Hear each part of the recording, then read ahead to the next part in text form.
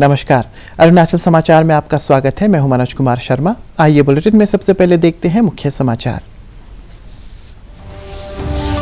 प्रधानमंत्री नरेंद्र मोदी ने असम के कार्बी आंगलोंग जिले में शांति, एकता और विकास रैली को किया संबोधित। 2950 से अधिक अमृत सरोवर परियोजनाओं की रखी आधारशिला।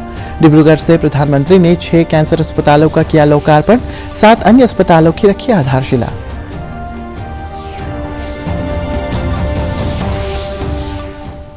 आज़ादी का अमृत महोत्सव के तहत राजीव गांधी यूनिवर्सिटी ने राजभवन में आयोजित की संगोष्ठी। पुरी के गोवर्धन मठ के पूज्यपाद जगत गुरु शंकराचार्य महाराज ने संगोष्ठी में आध्यात्मिक प्रसन्नता, भारतीय ज्ञान परंपरा, वासुदेव कुटुंबकम और आज़ादी का अमृत महोत्सव के बारे में लोगों को दिया संदेश। ईस्ट कामेंग जिले के पीएचईडी विभाग में भ्रष्टाचार के आरोप पर राज्य सरकार ने उठाया अहम कदम। आरोपी की स्वतंत्र जांच के लिए पीएचईडी मंत्री वांकी लोवांग ने वरिष्ठ आईएएस अधिकारी स्वप्निल नायक की अध्यक्षता में 3 सदस्यीय समिति के गठन का किया ऐलान।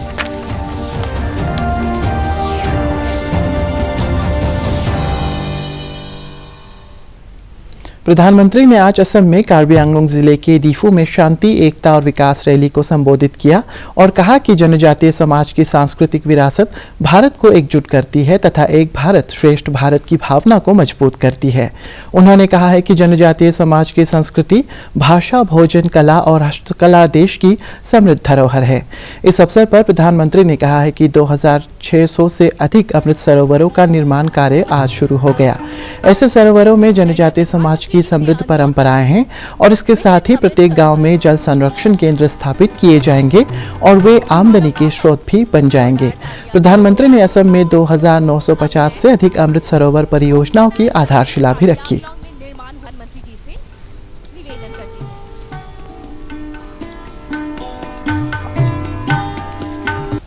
डिग्री कॉलेज हो, वेटरनरी कॉलेज हो, एग्रीकल्चर कॉलेज हो, ये सारे संस्थान यहां के युवाओं को नए अवसर देने वाले हैं।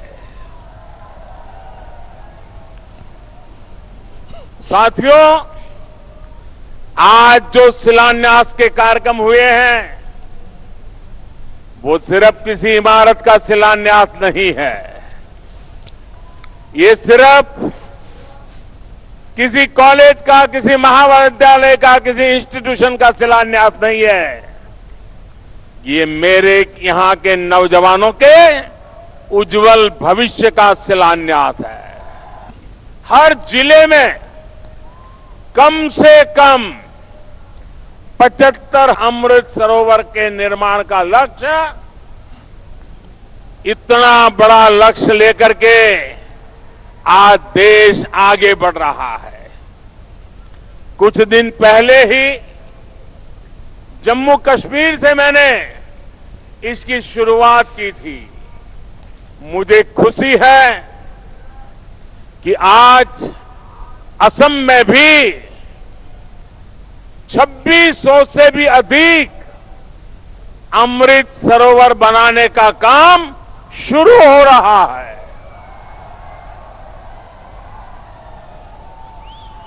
ये सरोवरों का निर्माण पूरी तरह से जन भागीदारी पर आधारित है। ऐसे सरोवरों की तो जनजातीय समाज में एक समृद्ध परंपरा भी रही है। इससे गांव में पानी के भंडार तो बनेंगे ही, इसके साथ साथ एक कमाई के भी स्रोत बनेंगे।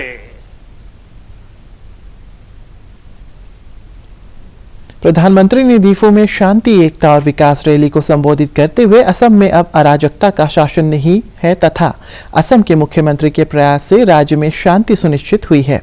प्रधानमंत्री ने कहा है कि पिछले 8 वर्ष में स्थायी शांति और बेहतर कानून व्यवस्था के कारण सरकार ने पूर्वोत्तर के कई क्षेत्रों में सशस्त्र बल विशेषाधिकार अधिनियम अफस्पा हटा लिया है। श्री मोदी ने असम मेघालय सीमा समझौते का भी स्वागत किया और कहा कि बातचीत के माध्यम से सीमा संबंधी मुद्दों के समाधान से पूर्वोत्तर के अन्य राज्यों में सीमा विवाद हल करने में मदद मिलेगी। लंबे समय तक arm forces special power act आपसा नॉर्थ ईस्ट के अनेक राज्यों में रहा है, लेकिन बीते 8 सालों के दौरान स्थायी शांति और बेहतर कानून व्यवस्था लागू होने के कारण हमें आपसा को नॉर्थ ईस्ट के कई क्षेत्रों से हटा दिया है। बीते 8 सालों के दौरान नॉर्थ ईस्ट में हिंसा की घटना में करीब 75% की कमी आई है। यही कारण है कि पहले त्रिपुरा और फिर मेघालय से आपसा को हटाया गया। असम में तो 3 दशक से ये लागू था। स्थितियों में सुधार न होने के कारण पहले की सरकारें इसको बार बार आगे बढ़ाती रही, लेकिन बीते वर्षों में हालात को ऐसे संभाला गया कि आज असम के 23 जिलों से आपसा हटा दिया गया है। अन्य क्षेत्रों से भी हम तेजी से हालात सामान्य करने की कोशिश कर रहे हैं ताकि वहां से भी आपसा को हटाया जा सके। नागालैंड और मणिपुर में भी इस दिशा में बहुत तेजी से काम किया जा रहा है। साथियों, नॉर्थ ईस्ट के राज्यों के भीतर की समस्याओं का समाधान तो हो ही रहा है, राज्यों के बीच भी दशकों पुराने जो सीमा विवाद थे वो भी बहुत सौहार्द के साथ हल किए जा रहे हैं। प्रधानमंत्री नरेंद्र मोदी ने आज असम के डिब्रूगढ़ में वर्चुअल माध्यम से 6 कैंसर अस्पतालों का लोकार्पण किया और 7 अन्य अस्पतालों की आधारशिला रखी। इस अवसर पर प्रधानमंत्री ने एक जनसभा को संबोधित किया। असम में कैंसर अस्पतालों के निर्माण से अरुणाचल प्रदेश के लोगों को भी काफी लाभ होगा।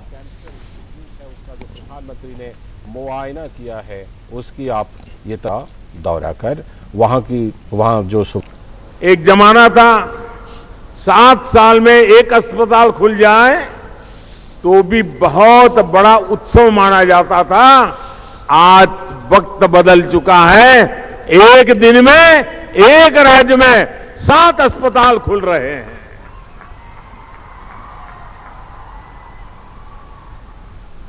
और मुझे बताया गया कि 3 और कैंसर अस्पताल आने वाले कुछ महीनों में तैयार हो जाएंगे आपकी सेवा में। इनके अलावा आज राज्य के 7 नए आधुनिक अस्पतालों का निर्माण कार्य भी प्रारंभ हो रहा है। इन अस्पतालों से असम के अनेक जिलों में अब कैंसर के इलाज की सुविधा और बढ़ेगी। असम ही नहीं, नॉर्थ ईस्ट में कैंसर एक बहुत बड़ी समस्या बन रहा है। इससे सबसे अधिक प्रभावित हमारे गरीब परिवार होते हैं, गरीब भाई बहन होते हैं, हमारे मध्यम वर्ग के परिवार होते हैं। राज्यपाल डॉक्टर बी डी मिश्रा ने आज राजभवन में राजीव गांधी यूनिवर्सिटी द्वारा आयोजित की गई संगोष्ठी में हिस्सा लिया। आजादी का अमृत महोत्सव के तहत आयोजित संगोष्ठी में पुरी के गोवर्धन मठ के पूज्यपाद जगत गुरु शंकराचार्य महाराज ने आध्यात्मिक प्रसन्नता, भारतीय ज्ञान परंपरा और आजादी का अमृत महोत्सव पर कार्यक्रम में उपस्थित लोगों को संबोधित किया। शंकराचार्य ने वासुदेव कुटुंबकम की अवधारणा पर जोर दिया और सभी से दूसरों के कल्याण के लिए जीवन जीने की सलाह दी।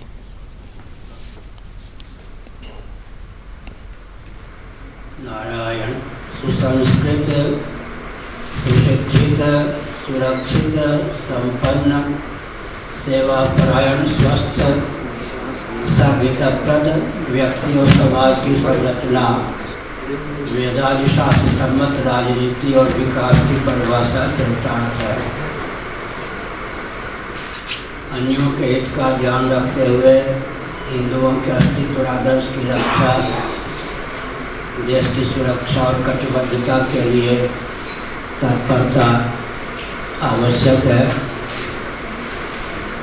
इस रॉकेट, कंप्यूटर, एटम और मोबाइल के युग में भी सनातन सिद्धांत न केवल दार्शनिक अपितु वैज्ञानिक और व्यावहारिक धरातल पर भी सर्वोत्कृष्ट सिद्ध है। उत्पत्ति स्थिति। राज्य के शिक्षा मंत्री ताबा तेदिर ने आज शिक्षा आयुक्त पद्मिनी सिंगला के साथ राजभवन में राज्यपाल डॉक्टर बी डी मिश्रा से मुलाकात की। उन्होंने टीजीटी और पीजीटी के पदों, शिक्षा से जुड़े इंफ्रास्ट्रक्चर को मजबूत बनाने और शिक्षा से संबंधित अन्य मुद्दों पर चर्चा की। राज्यपाल ने टीजीटी और पीजीटी के पदों के लिए जल्द परीक्षा कराने की जरूरत पर जोर दिया। उन्होंने स्कूलों में शिक्षकों एवं अन्य कर्मियों की उपस्थिति की भी जांच करने की सलाह दी। राज्यपाल ने संस्कृति विभाग का भी प्रभार संभाल रहे ताबा तेदिर से स्थानीय कलाकारों के मुद्दों पर विचार करने को कहा।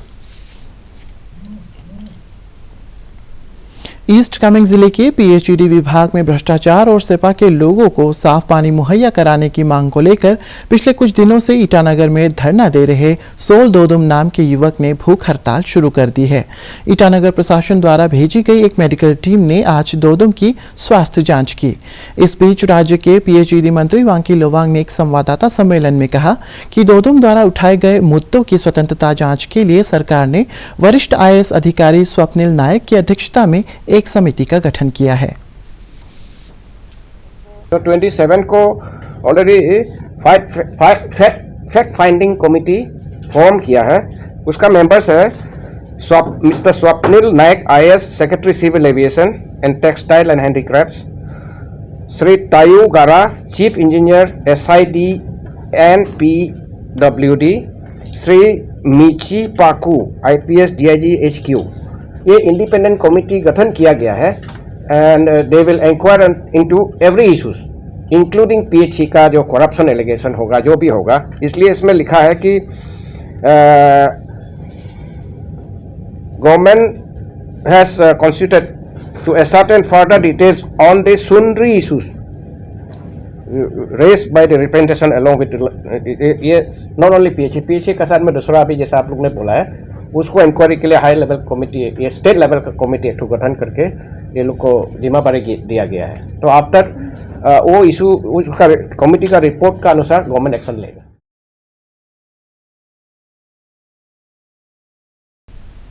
मुख्यमंत्री पेमा खांडू ने कहा है कि अरुणाचल प्रदेश भारत का एक प्रमुख कार्बन सिंक है और राज्य सरकार इस पहलू को भुनाने की संभावनाएं तलाश रही है ताकि लोगों को अपने वनों की कटाई किए बिना वनों का पूरा लाभ मिल सके।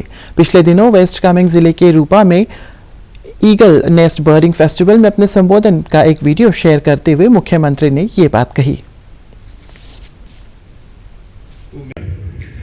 तो मैं अभी एक स्ट्रेटेजी बना रहा हूँ कि हम लोगों का जो फॉरेस्ट एरिया को हम लोग मोनिटाइज कैसे करें विदाउट डिस्टर्बिंग, विदाउट कटिंग, पेड़ को गिराए बिना वहां से हम लोग पैसा में कैसे कन्वर्ट करें ताकि हमारा समाज को बेनिफिट मिल सके।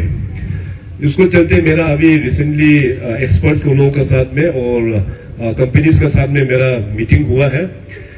जो ग्लासगो में जो COP26 का जो रेजोल्यूशन पास हुआ है वहां में एक आर्टिकल हमें एग्जैक्टली याद नहीं है, आई थिंक क्लॉज 6 या क्लॉज 7 में एक ये मेंशन है कि जितने भी जो पोल्यूटिंग इंडस्ट्री है उन लोगों को कार्बन उसमें परचेज करना होता है, सर्टिफिकेशन उन लोगों को परचेज करना होता है, ये मैंडेटरी हो गया।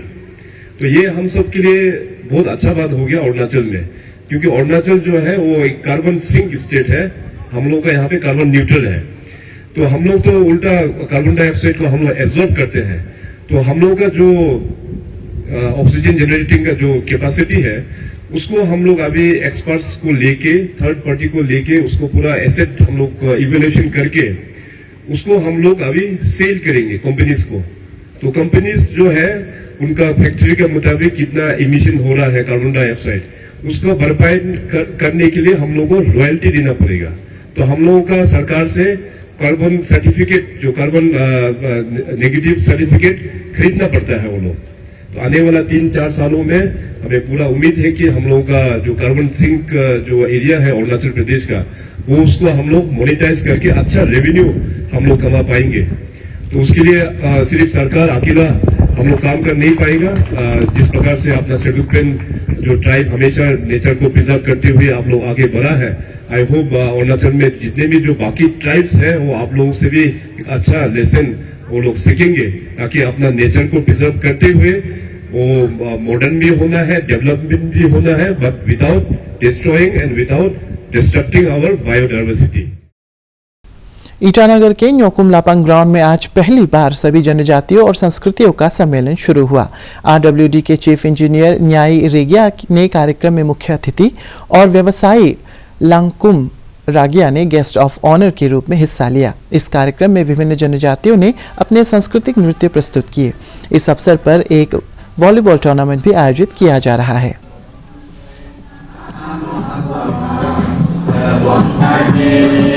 एक्चुअली सभी को आना चाहिए, पार्टिसिपेट करना चाहिए। गेम्स एंड स्पोर्ट्स, जो भी गेम्स एंड स्पोर्ट्स और कल्चरल लवर्स है या जो अपना इंडिजिनस जो ट्रेडिशन को जो अच्छे से मानते हैं, उन लोगों को पार्टिसिपेट करना चाहिए। या आइदर वो गेम्स में भाग ले या ना ले, लेकिन इस इवेंट्स में आना चाहिए, क्योंकि ये इसमें सारा ट्राइब्स का जो भागीदारी है, जैसे तांगसा, नोक्टे, वांगचू, मोम्पा, नीसी, तागिन, गालो, सभी यहाँ पार्टिसिपेट कर रहा है। और ये एक जरिया है, एक प्लेटफॉर्म है जिसके तहत हम एक तो भेदभाव को भूलकर एक अच्छा सोच और अच्छा सद्भावना के साथ भाईचारा है और यूनिटी है इंटर कम्युनल, वो हम लोग मेंटेन कर सकता है।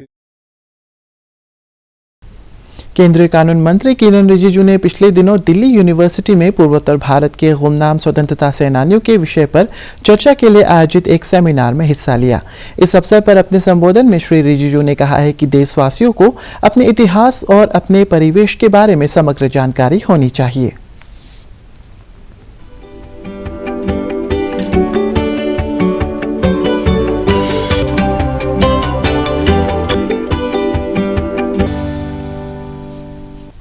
हमने क्या पढ़ा और हमको क्या पढ़ना चाहिए था। और दूसरे तरीके से आप ये देखिए कि हमारे जो बच्चे हैं, हमारे खास करके जो हिस्ट्री स्टूडेंट्स हैं, वो तो किसी और का हिस्ट्री पढ़ रहे हैं।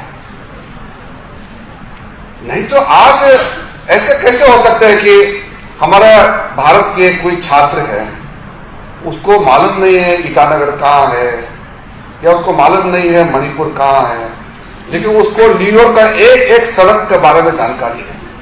उसको बहुत प्राउड फील करता है वो लंदन के बारे में जानकारी प्राप्त करने से। कोई भी आज देखिए जो युवा पीढ़ी का मानसिकता को किस हालत में पहुंचा के रखा हुआ है। वो शेक्सपियर पोएम पढ़ने से बहुत उसको गर्व महसूस होता है, और कालिदास का लिखा हुआ पढ़ने से वो महसूस नहीं होता। इस परिस्थिति में हम कैसे पहुंचे? कई युवा है, मैं तो कभी धन ले जाता हूं। मैं जब दिल्ली विश्वविद्यालय में थे, आज तो लोगों को कहीं पता लग गया कि हाँ नॉर्थ ईस्ट में 8 राज्य है। हम लोग जब नए नए यहाँ आए थे, उस समय तो बहुत कम लोगों को पता था कि हाँ ये नागालैंड भी कोई एक राज्य है, अरुणाचल एक राज्य है, मिजोरम भी कोई एक राज्य है। आप सोचिए, मैं किसी आम आदमी को क्यों ब्लेम करें?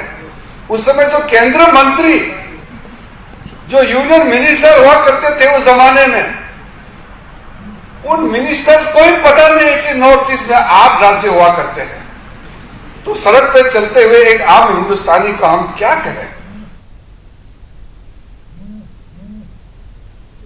अरुणाचल समाचार के आज के अंक में इतना ही। जाने से पहले आप सभी से अनुरोध है कि कोविड-19 के दिशा निर्देशों का पालन करें, हमेशा मास्क लगाएं, बार बार हाथ धोएं और सोशल डिस्टेंसिंग के नियमों को मानें।